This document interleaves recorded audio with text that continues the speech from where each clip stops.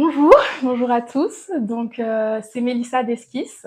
Peut-être que c'est la première fois que vous voyez mon visage. Voilà, je sais pas encore à quel moment je sortirai cette vidéo, donc peut-être que vous avez déjà vu mon visage sur Instagram, peut-être pas. Voilà, et on est là pour une discussion, une session questions-réponses avec Monsieur Esquisse. On le présentera sous ce nom. Voilà. On démarre avec les questions, si tu veux. Oui, bien sûr. Alors, l'architecture. Comment pourrait-on définir l'architecture pour le présenter à des personnes qui ont, on va dire, une idée superflue? Alors, l'architecture, pour le présenter à des gens qui ne connaissent pas le domaine. Moi, je vais plutôt même parler d'architecture pour les particuliers, parce que voilà, l'architecture, bon, moi je sors d'une école d'architecture, et c'est un domaine qui est assez vaste, mais on va peut-être se concentrer sur l'architecture pour les particuliers. Donc en fait, quand on parle d'architecture pour les particuliers, c'est plutôt euh, en fait, on lit ça à leur logement, en fait, leur intérieur, maison, après que ce soit maison, appartement. Et donc ta question, c'est comment définir? Alors il y a l'architecture en tant que objet, enfin je dirais chose, donc un intérieur, etc. Et il y a faire de l'architecture d'intérieur, concevoir. Et peut-être que je partirais plutôt sur cet axe-là. Ça te Oui, va? bien sûr. euh, Faire de l'architecture, qu'est-ce que concevoir? Enfin, en fait, l'architecture, c'est concevoir des espaces. Pour moi, c'est concevoir des espaces. Alors, des espaces qui ont des qualités, des caractéristiques, petits, grands. Et il y a aussi un facteur qui est important et indispensable, je pense, il faut le mentionner, c'est la lumière. Comment la lumière interagit avec ces espaces. Et deuxième facteur, oui, je dirais qu'il y en a deux principaux, c'est les gens, en fait, tout simplement. C'est comment les personnes interagissent avec cet espace. Donc, Ok. un espace, les gens, la lumière. Pour moi, c'est ces trois-là qui font l'architecture et qui ont donc besoin qu'on prête attention lorsqu'on conçoit des espaces, lorsqu'on conçoit des espaces de qualité pour les gens. Voilà, si je devais donner une définition basique, être synthétique, claire, pour moi, c'est ces trois éléments-là qui font de l'architecture ce que c'est actuellement. D'accord. Euh, je dirais que pour la majorité, on va dire des personnes qui ne sont pas forcément adeptes du domaine ou qui ne le fréquentent pas, l'architecture est quelque chose qui reste assez du domaine de l'élitisme. J'ai envie de dire quelque chose qui Mmh. semble Ouais. être un peu inaccessible pour les personnes, on va dire, Mmh. qui n'ont pas les bagages Je vois ce ou que un tu veux cursus dire. qui En, s'y a trait. mmh. En fait, enfin, pour moi, on vit tous dans des espaces, donc en fait, on est tous, euh, on est, enfin, on, ex- on pratique toujours, enfin, on expérimente toujours des espaces d'architecture. Enfin, peu importe, qu'on est dans un petit appartement, une grande maison, euh, enfin, peu importe, on expérimente des lieux d'architecture en permanence, même quand on va dehors, enfin dans d'autres espaces, c'est pas seulement dans notre propre intérieur, en fait, à chaque instant. Et puis, en fait, quand on regarde l'architecture au sens large du terme, même dehors, enfin, tout ce qui est les questions d'urbanisme, etc., ça, c'est aussi lié, et c'est des choses, par exemple, qu'on étudie à l'école. Et donc, en fait, on est en permanence en lien avec des lieux, des espaces, la lumière. On s'y balade, donc on est ces personnes. Bon, voilà, donc c'est les trois éléments que j'ai cités tout à l'heure. Donc on est en permanence en lien avec l'architecture. Après, je pense que ce que tu veux évoquer, c'est plutôt que les personnes pensent qu'elles ne peuvent pas faire appel à un architecte parce que elles n'ont pas les moyens, elles n'ont pas forcément le lieu pour, enfin, elles sont en location et pas propriétaires, c'est ça? Oui, effectivement, faire appel à un architecte, c'est quelque chose qui Mmh. peut, revêtir, on va dire, une, certaine forme de quelque chose qui, Mmh. pourrait être, assez, d'une part, onéreux et pas forcément nécessaire lorsque on ne dispose pas d'un espace qui est conséquent. Pour autant, je crois on peut faire appel à un architecte, même pour un appartement, pour Oui, des espaces beaucoup plus restreints, oui, mais qui nécessitent, on va dire, le regard, l'œil attentif d'un architecte. Est-ce ouais, que en fait, bah, enfin, je t'interromps sur la question de la taille. mmh, En fait, un grand espace, et un petit espace ont tout autant besoin d'un architecte. C'est-à-dire que, et même je dirais que les petits espaces ont tendance à avoir plus besoin d'optimisation, et donc, de l'expertise d'un architecte, en fait. Parce qu'en fait, souvent la contrainte, quand on se retrouve dans une maison, un appartement qu'on a acheté, c'est de caser tout ce qu'on appelle un programme. Un programme, c'est quoi? Heu, c'est comme une liste d'éléments indispensables pour toi, pour vivre convenablement, selon tes modes de vie, et cetera. Programme, c'est des pièces, un nombre de pièces, des surfaces parfois, même souvent, mais c'est aussi, d'autres éléments comme, bah, on a parlé de la lumière tout à l'heure, l'orientation disons. Enfin, en fait, il y a plusieurs critères que tu veux, respecter, que tu veux avoir dans ton intérieur quand tu achètes un appartement, une maison. Et donc c'est ce programme-là qu'il faut faire rentrer dans ton espace. Et donc en fait, c'est plus facile, je dirais, quand ton espace est grand que mmh, quand ton espace est petit. Et pour moi, tout le challenge, c'est justement quand ton espace est petit. Les gens ont du mal à concevoir des pièces, et cetera, dans un espace qui est plutôt restreint, alors que, ça se trouve, voilà, la surface est suffisante, mais il faut, imbriquer les espaces de telle manière que ce soit, optimisé, que les circulations n'aient pas une place trop import non, ouais, n'aient pas une place trop importante, mais pas trop réduite non plus parce que, il faut de la circulation, il faut séparer les espaces, et mmh, cetera. Et à mon avis, c'est ça le plus difficile. Quand on a un grand espace, en fait, on peut mettre les pièces un peu, où on veut. Enfin, si bien sûr, en fait, grand c'est relatif, hein, voilà, si on habite à 2 personnes, qu'on a besoin, allez, disons, allez, maximum de 2 chambres parce qu'il faut une chambre d'amis, si j'ai 200 m², c'est large, tu vois? Mais, si on est une famille de 5 personnes, bah, peut-être que là, c'est petit. Mais, voilà, tout ça pour dire que c'est plus facile quand tu as un trop grand espace que quand tu as un trop petit espace. Et donc, c'est là qu'on intervient, en fait, c'est pour vraiment imbriquer les espaces, faire quelque chose d'optimisé, tu vois? mmh, Mais la nuance vraiment, c'est que pour moi, hem, on peut faire de la mauvaise architecture, on peut mal concevoir un espace qui est aussi trop grand. C'est-à-dire que, on a un corps qui a certaines dimensions, et cetera.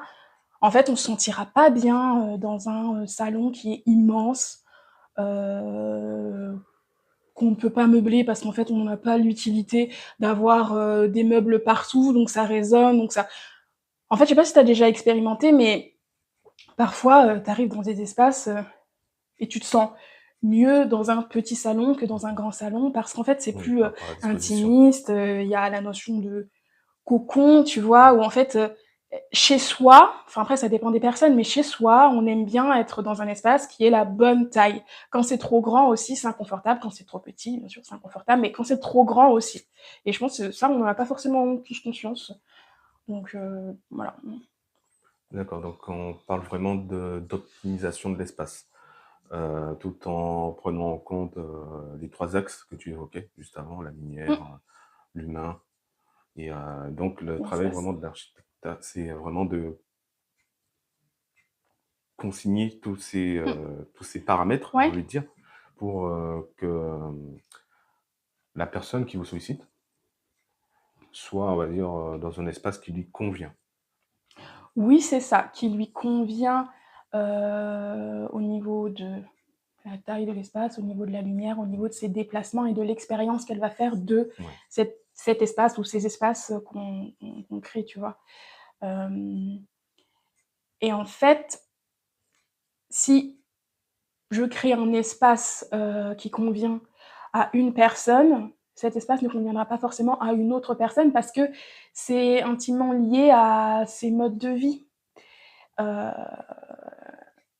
on n'a pas tous la même manière de vivre et d'utiliser les espaces. Pour donner un exemple, qu'est-ce que je pourrais dire? Bon, bien sûr, il y a la taille du foyer, voilà, on peut vivre seul, on peut vivre Mmh. à 10, enfin, en parlant de colocation ou autre, ou de maison d'hôte d'ailleurs. On peut parler, enfin, on peut vivre avec ses 5 enfants, enfin, voilà, il y a ça, bien sûr, c'est propre à chacun. Mais il y a aussi l'utilisation qu'on fait des espaces, c'est-à-dire que parfois on télétravaille, on travaille de la maison à temps plein et on a besoin d'un bureau.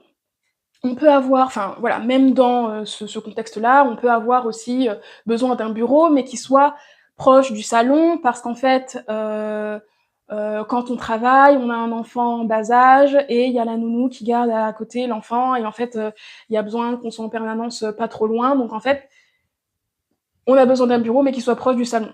Et dans d'autres contextes, on a besoin d'un bureau qui soit complètement isolé parce qu'on reçoit du public, je sais pas moi, quelqu'un qui fait des massages reçoit du public et donc veut pas que son bureau soit en lien avec ses espaces de vie parce que voilà, il veut séparer vie professionnelle et vie personnelle.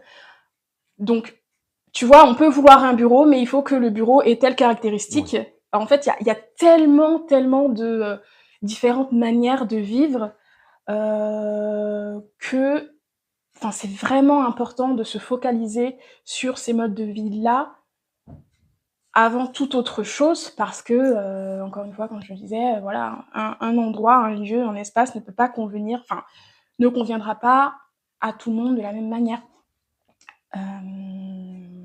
Voilà, enfin, j'ai l'impression pour moi ça tombe sous le sens, mais en fait, je pense Oui, que c'est pas forcément, on va dire, c'est pas forcément abordable pour une personne, comme je disais au début, mmh, de la première question, qui n'a pas, on va dire, attrait à l'architecture et tout ce que ça revêt comme, on va dire, dimension, tout ce que c'est ça ça en implique. fait, on pense pas forcément à tous ces aspects quand on réfléchit à rénover sa maison ou son petit appartement. Et alors, justement, on a tendance à penser à ses propres modes de vie, et donc, c'est important de transmettre ça à l'architecte quand on va voir un architecte. C'est vraiment important d'avoir une discussion avec lui sur comment toi tu vis. Parce que,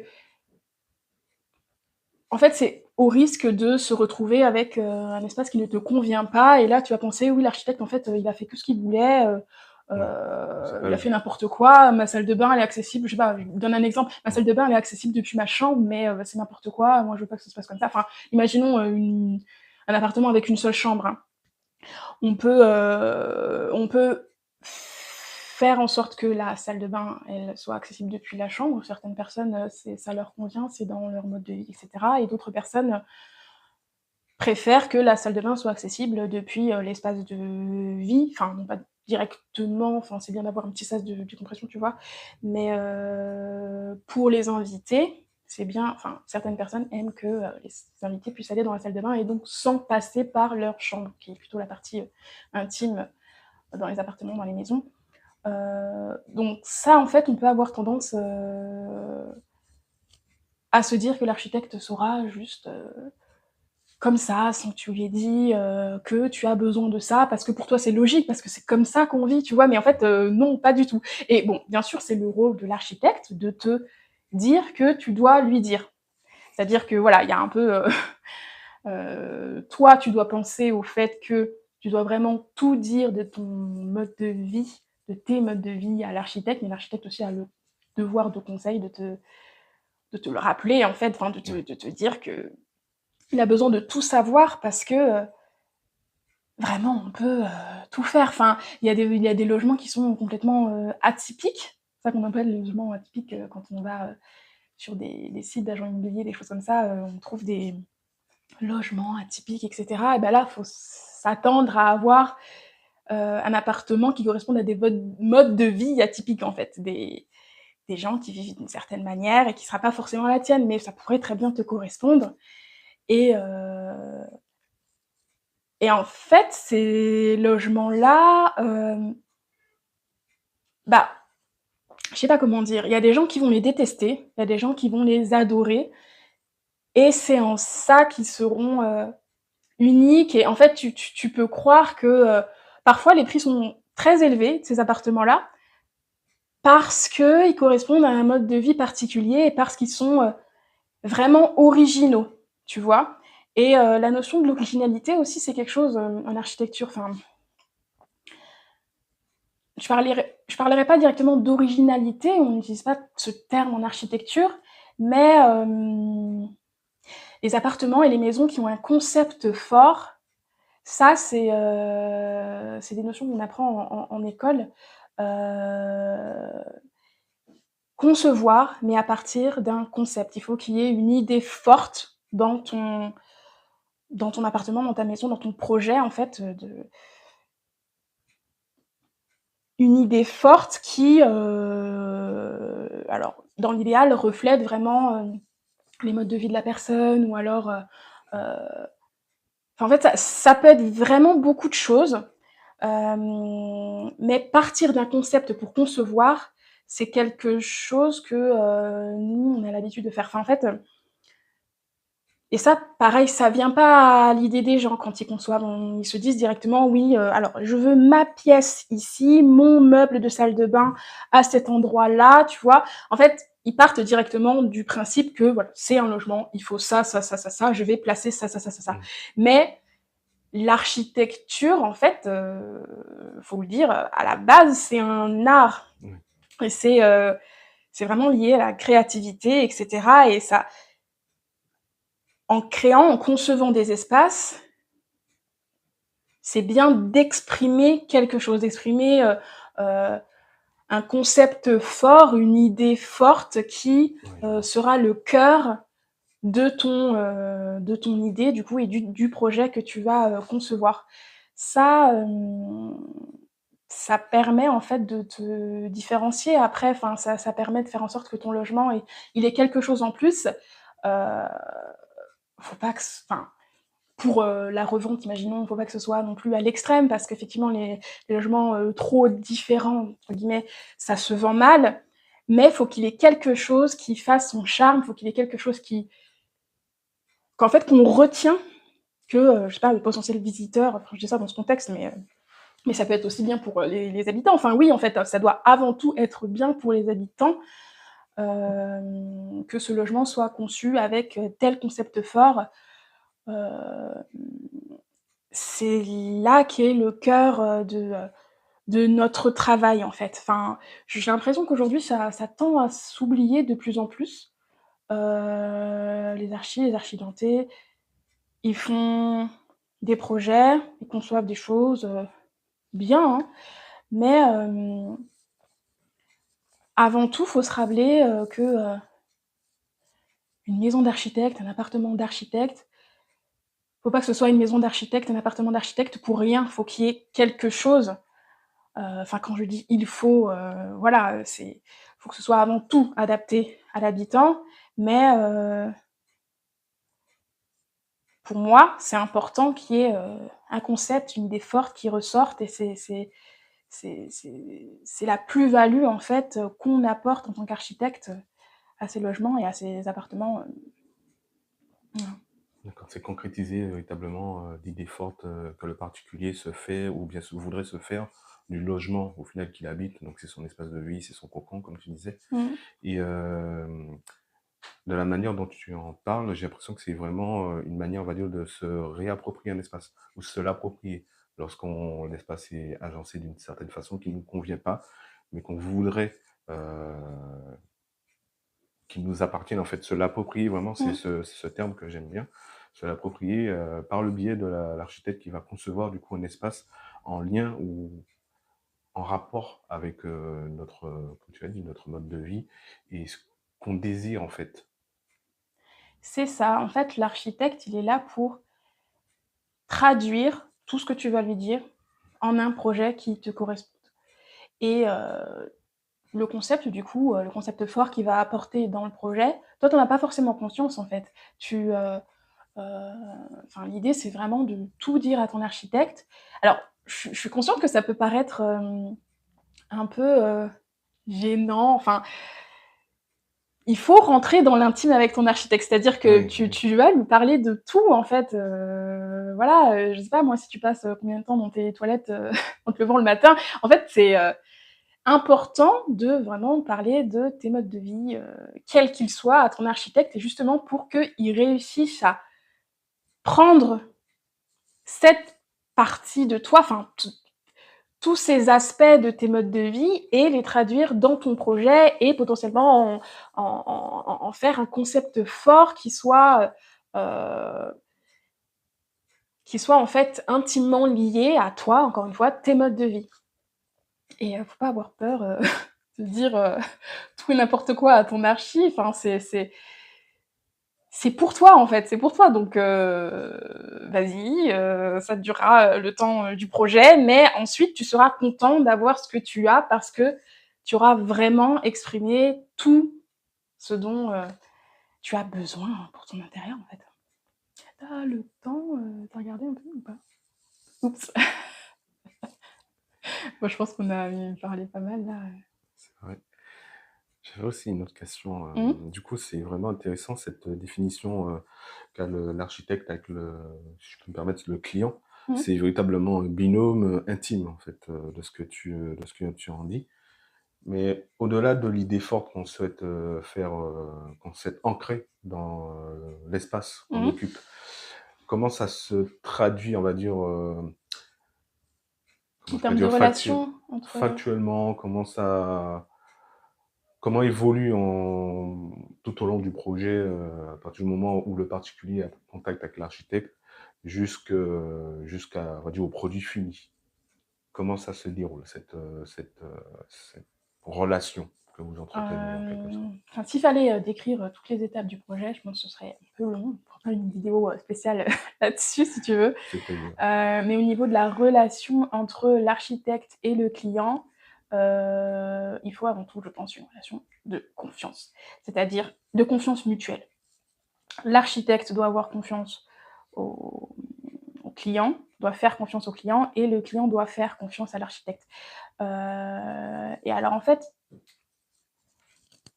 je pense qu'il faut choisir son architecte même si tous les architectes ont le devoir de créer des espaces qui conviennent à leurs clients. Pour moi, c'est important de choisir son architecte pour ce qu'il a déjà fait. Parce que si, en fait, ce que tu souhaites, c'est complètement opposé à ce que l'architecte, lui, a l'habitude de faire, en fait, il faudrait donner un exemple à ça. Je sais pas. Enfin, j'allais dans les extrêmes, mais si l'architecte, il a l'habitude de faire des studios, donc des logements tout petits, si en fait il est un peu spécialisé dans l'optimisation des petits espaces, ne va pas avoir un architecte spécialisé dans l'optimisation des petits espaces si toi, tu as une maison qui fait 450 mètres carrés en fait. Même si il sera bien sûr capable de concevoir, aménager tes espaces dans ta maison de 400 mètres carrés, j'ai dit. Oui. En fait, c'est un peu. Enfin, ça sert à rien d'aller voir un architecte qui est spécialisé dans l'optimisation des petits espaces. Sauf si, dans ta maison de 400 mètres carrés, tu veux faire 20 chambres, tu vois ce que je veux dire? Enfin, Oui. si vraiment il faut que ce soit vraiment très très optimisé, du coup, parce que finalement t'as pas assez de surface par rapport au programme que tu as. Mais faut un minimum. Et en fait, De ça, oui, cohérence. j'ai donné l'exemple de la taille d'un appartement ou d'une maison, mais c'est pareil dans le style. J'aime pas parler de style parce que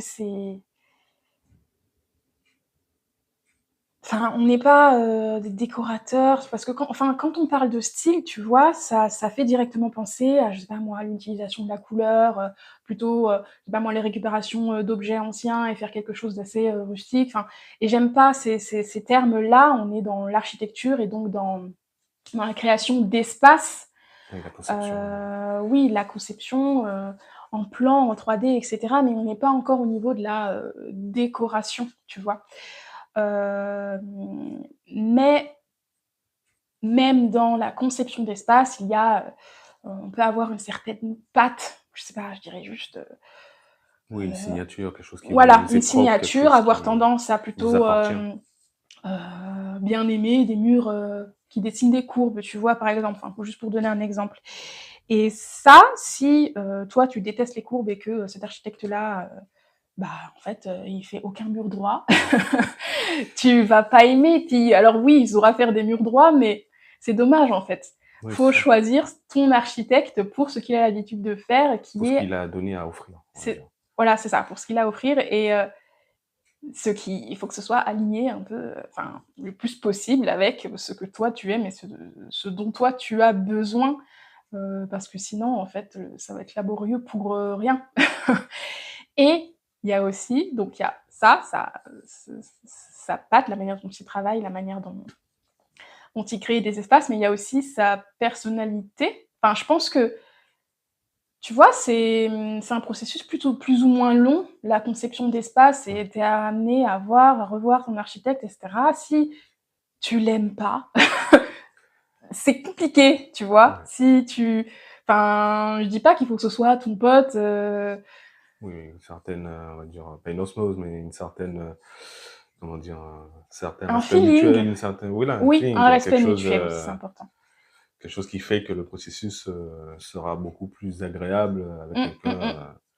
avec qui Oui, le courant ne passe pas, comme on dit. c'est ça, ouais. Il faut vraiment ça, c'est aussi un concept important, c'est qu'il faut vraiment que, tout ce processus-là de conception et tout, avec ton architecte, ce soit quelque chose qui te fasse plaisir, qui soit agréable. Faut pas que tu ailles, à reculons à tes rendez-vous avec ton architecte parce que tu sais qu'il va y avoir confrontation et que c'est difficile à vivre, en fait. Au contraire, vraiment, il faut que ce soit, une expérience agréable, que tu te sentes bien, que tu sois, content de, concevoir avec ton architecte, cet espace qui sera le tien au final. Faut vraiment que tu te sentes bien dans le truc, tu vois? Faut pas, Ouais, c'est enfin, ça sert à intéressant. rien de choisir un architecte qui, en fait, te, que enfin, le courant avec lequel le courant ne passe pas, enfin, c'est Ouais, c'est voilà. intéressant, la Mmh. manière dont tu en parles. On a l'impression que c'est plus qu'une relation client-prestataire. C'est vraiment, enfin, encore une fois, c'est un binôme intimiste, hein, c'est Oui, c'est ça. Tu vas aller dans l'intime au niveau de tes modes de vie avec ton architecte, donc faut être à l'aise, faut que tu sois à l'aise,